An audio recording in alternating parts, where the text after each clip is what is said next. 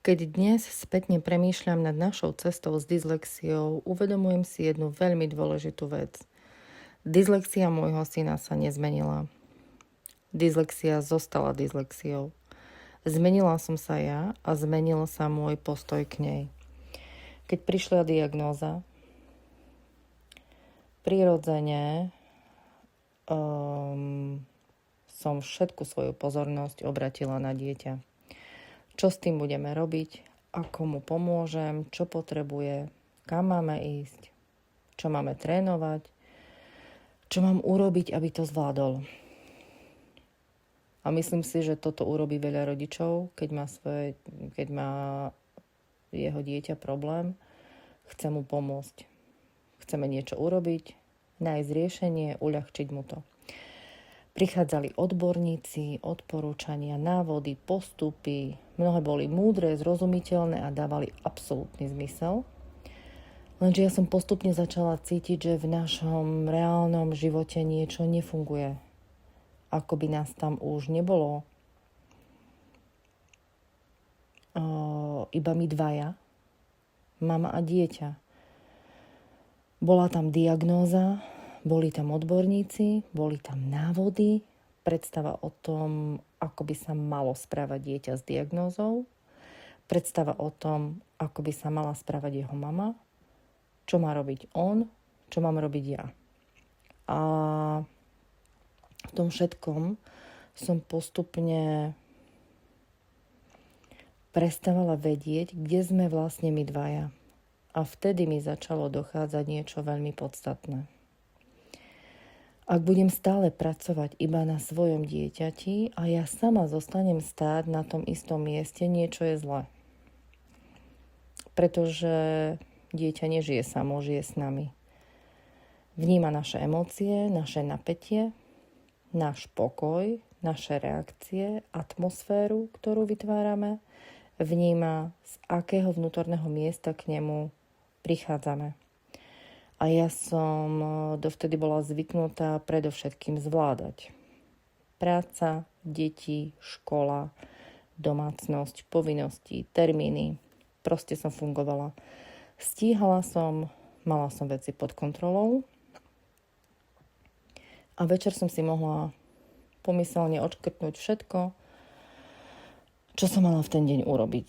Mala som pocit, že keď toto všetko zvládam, robím veci správne. Lenže potom prišla dyslexia a ona sa do toho môjho systému jednoducho nezmestila. Nemohla som ju odškrtnúť zo zoznamu, nemohla som ju vyriešiť väčším výkonom. Ani som nemohla povedať, že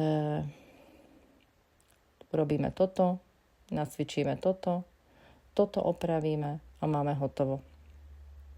Dyslexia rozbila môj dovtedajší systém fungovania, ale že úplne. A dnes už viem, že práve toto bolo pre mňa veľmi dôležité, pretože dovtedy som sa stále pozerala na svoje dieťa a zrazu som sa musela pozrieť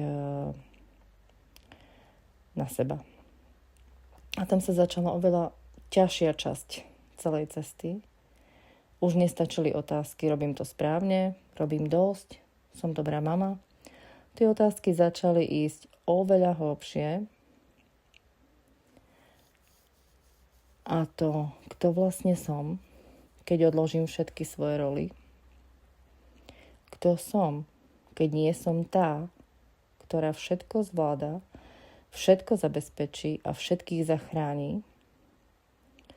Koľko z toho, čo žijem, som naozaj ja? A koľko z toho je iba niečo, čo som sa naučila, prevzala alebo zdedila? Koľko mojich rozhodnutí naozaj vychádza zo mňa? A koľko zo strachu? Čo všetko robím preto, aby som bola prijatá, aby som bola tá dobrá, tá silná, tá schopná, alebo tá, ktorá všetko zvládne.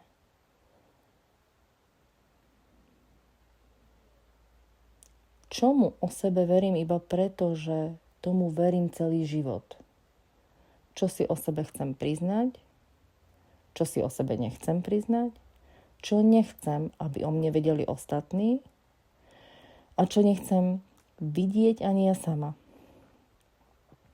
Prečím sama pred sebou utekám. A potom prišla možno jedna z najťažších otázok. Žijem vôbec svoj život v pravde voči sebe? Toto už nie sú otázky, na ktoré si človek odpovie za jeden večer. Tu sa začínajú otvárať naše vlastné 13. komnaty. Miesta, z ktorých často vieme, o ktorých často vieme iba my. Miesta, ktoré si chránime. Veci, ktoré nechceme pomenovať nahlas, nechceme, aby ich videli iní a niekedy ich nechceme vidieť ani my sami. A pozrieť sa tam nie je vôbec jednoduché. Práve tam som pochopila, že aké dôležité sú pre mňa 3 veci. Odvaha, pokora a disciplína.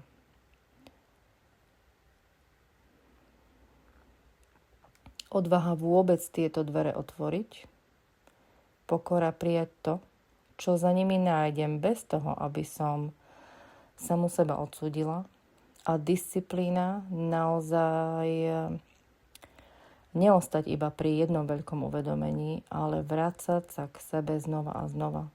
Každý deň. Aj keď mám deti, prácu, povinnosti, aj keď mám 1000 dôvodov povedať si, že dnes na seba nemám čas,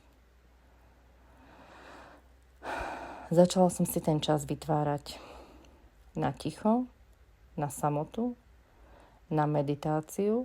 A keď hovorím o meditácii, nemyslím tým nič komplikované ani vzdialené od bežného života. Pre mňa to znamenalo byť chvíľu sama so sebou, byť v prítomnom okamihu, vnímať svoje telo, svoje emócie, svoju energiu, svoje myšlienky.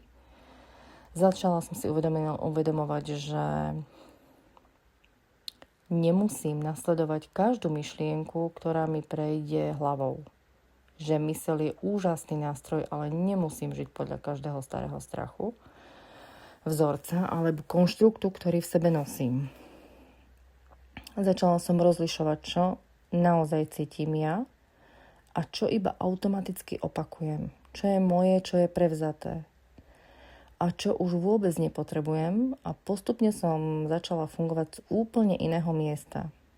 Nie je dokonalé. Neznamená to, že som už nikdy nebola nahnevaná, vystrašená, unavená, alebo že som všetko robila správne. Ale začala som byť vedomejšia. A práve vtedy sa začal meniť môj vzťah k dyslexii. A toto chcem povedať veľmi presne. Dyslexia sa nezmenila. Nezmizla. Moja práca na sebe dyslexiu môjho syna neodstránila. Zmenil sa môj postoj k nej. A keď sa zmenil môj postoj, začala som z iného miesta pristupovať aj k svojmu synovi. Už som pred sebou nemala iba diagnózu, ktorú potrebujem zvládnuť. Mala som pred sebou svoje dieťa. A postupne som pochopila ešte jednu vec, ktorá bola pre mňa ako mamu veľmi ťažká. Nemusím ho stále zachraňovať. Keď vidíte svoje dieťa, ako sa trápi s niečím, čo majú iné deti oveľa jednoduchšie, prirodzene mu chcete pomôcť. Chcete mu to uľahčiť, ochrániť ho, vyriešiť to zaňho, lenže aj toto som sa naučila púšťať. Môj syn sám dnes hovorí, že žiť s dyslexiou vôbec nie je jednoduché. A verím mu. Preto som sa časom snažila pozerať na celú našu cestu nielen svojimi očami, ale aj jeho. Pretože toto nie je iba moja cesta. Je to predovšetkým jeho cesta. A jeho život. A tak, ako sa táto skúsenosť stala lekciou pre mňa, verím, že aj on si z nej nesie svoju vlastnú lekciu. Akú presne, To už nemusím určovať ja, to je jeho cesta. Nemusím ho pred každou skúsenosťou zachrániť. Môžem pri ňom stať, môžem mu pomôcť, môžem ho podporiť, môžem mu podať ruku, keď ju potrebuje, ale nemusím za neho žiť jeho život. Potrebovala som sa naučiť dôverovať mu. A zároveň som sa potrebovala naučiť dôverovať sebe. A dnes som sa dostala až do bodu, keď dokážem životu za túto skúsenosť poďakovať. Dokážem poďakovať aj za dyslexiu, s ktorou môj syn prišiel. Nie preto, že by bola jednoduchá. Nie je. A už vôbec nie preto, že by som chcela zľahčovať, aké náročné môže byť s ňou žiť. Veď práve môj syn mi hovorí, že jednoduché to vôbec nie je. Ale dnes dokážem vidieť aj to, čo nám táto cesta priniesla. Mňa doslova vyrušila zo života, ktorý som mala zorganizovaný a o ktorom som bola presvedčená, že funguje. Prinútila ma ísť hlbšie k sebe. Naučila ma pozrieť sa aj tam, kam sa mi pozerať nechcelo. A postupne ma učila, že nemusím všetko zvládnuť, nemusím všetko kontrolovať, nemusím všetkých zachraňovať. Že môžem dôverovať sebe a môžem dôverovať svojmu dieťaťu. Preto dnes dokážem túto skúsenosť vnímať aj ako dar. A chcem byť veľmi citlivá v tom, čo ty myslím. Nehovorím o dare v podobe diagnózy, ktorú by som svojmu dieťaťu želala. Hovorím o dare v tom, kam nás táto cesta priviedla. Dyslexia zostala dyslexiou, ale žena a mama, ktorá pri nej stojí, už nie je tá istá. A možno práve preto dnes oveľa lepšie rozumiem aj názvu svojej knihy Dyslexia pre mamu. Nie preto, že by môj syn prišiel s dyslexiou preto, aby napravil mňa. A už vôbec nie preto, že by sme dyslexiu mali poraziť. My ju poraziť nepotrebujeme. Dyslexia jednoducho vstúpila do nášho života, ale to, čo som s touto skúsenosťou urobila ja, sa stalo mojou lekciou. A keď som prestala všetku svoju pozornosť smerovať na to, čo treba zmeniť na mojom dieťati, a mala som odvahu obrátiť čas jej pozornosti na seba, začala som oveľa viac vidieť jeho. Nie jeho diagnózu. Jeho. A možno práve toto je to najdôležitejšie, čo by som dnes chcela povedať inej mame. Nemusíš mať všetky odpovede. Nemusíš byť dokonalá a nemusíš svoje dieťa pred celým svetom chrániť. Možno sa niekedy stačí zastaviť a namiesto ďalšej otázky, čo ešte musím urobiť s mojim dieťaťom, si položiť inú. Čo mi táto situácia ukazuje o mne? A mať odvahu zostať chvíľu v tichu. Možno práve tam začne tvoja vlastná odpoveď a možno práve tam začne aj tvoja vlastná lekcia.